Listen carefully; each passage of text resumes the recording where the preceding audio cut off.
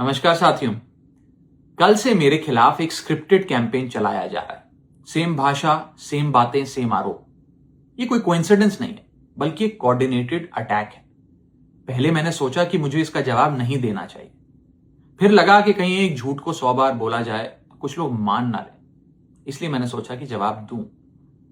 आम आदमी पार्टी ने 3 आरोप लगाते हुए यह कहा कि इन 3 आरोपों की वजह से हम राघव चड्ढा को पार्लियामेंट में बोलने का मौका नहीं देंगे। राघव चड्ढा के पार्लियामेंट में बोलने पर रोक इसलिए लगाई गई क्योंकि उन्होंने ये 3 गलतियां करी।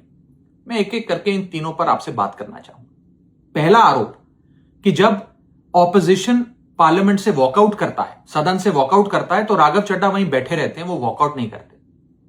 यह सरासर झूठ है, सफेद झूठ। मैं चुनौती देता हूं, एक इंस्टेंस, एक दिन ऐसा बताइए जब ऑपोजिशन ने वॉकआउट किया हो और मैंने उनका साथ ना दिया हो, मैं साथ में वॉकआउट नहीं किया हो। और पार्लियामेंट में तो हर जगह सीसीटीवी कैमरा है। आप सीसीटीवी कैमरा निकाल कर दिखा दीजिए, दूध का दूध और पानी का पानी हो जाएगा। दूसरा आरोप लगाया कि राघव चड्ढा ने चीफ इलेक्शन कमिश्नर के इंपीचमेंट मोशन पर, यानी कि मुख्य चुनाव आयुक्त को हटाने वाली जो याचिका थी, उस पर साइन करने से मना कर दी। दूसरा सफेद झूठ। ना मुझे आम आदमी पार्टी के किसी भी नेता ने इस मोशन पर साइन करने के लिए कहा, ना औपचारिक तौर पर कहा, ना अनौपचारिक तौर पर कहा। और आम आदमी पार्टी के राज्यसभा में कुल 10 सांसद हैं, जिनमें से 6 या 7 सांसदों ने इस मोशन पर खुद ही साइन नहीं किया। तो भला इसमें मेरी क्या गलती? खाली सारा दोष मुझ पर ही क्यों मढ़ा जा रहा है? और इस मोशन के लिए राज्यसभा में कुल 50 सिग्नेचर चाहिए होते हैं, यानी कि 105 विपक्षी सांसदों में से मात्र 50 सिग्नेचर से ये याचिका पूरी हो जाती। तो इतना शोर क्यों? और तीसरा आरोप जो मुझ पर लगाया गया वो ये था कि राघव चड्ढा डर गए हैं और इसलिए वो बेकार मुद्दे उठाते हैं।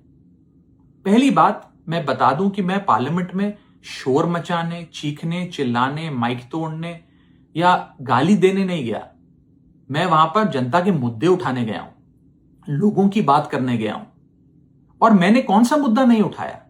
मैंने जीएसटी से लेकर इनकम टैक्स की बात करी, पंजाब के पानी से लेकर दिल्ली की हवा का मुद्दा उठाया, हमारे सरकारी स्कूलों की हालत से लेकर कैसे पब्लिक हेल्थ केयर इंस्टीट्यूशंस को मजबूत किया जाए, इंडियन रेलवेज में जो पैसेंजर्स ट्रैवल करते हैं उनकी समस्याएं रखी, यहां तक कि मेंस्ट्रुअल हेल्थ, एक ऐसा मुद्दा जिसके बारे में लोग बात करने से कतराते हैं, वो बातें तक रखी। बेरोजगारी से लेकर महंगाई तक तमाम मुद्दे उठाए। आप मेरे 4 साल का पार्लियामेंट का ट्रैक रिकॉर्ड उठाकर देख लीजिए।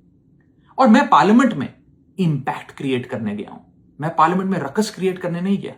ये टैक्स पेयर के पैसे से जो पार्लियामेंट चलती है, उस टैक्स पेयर के मुद्दे उठाने में पार्लियामेंट में गया हूं।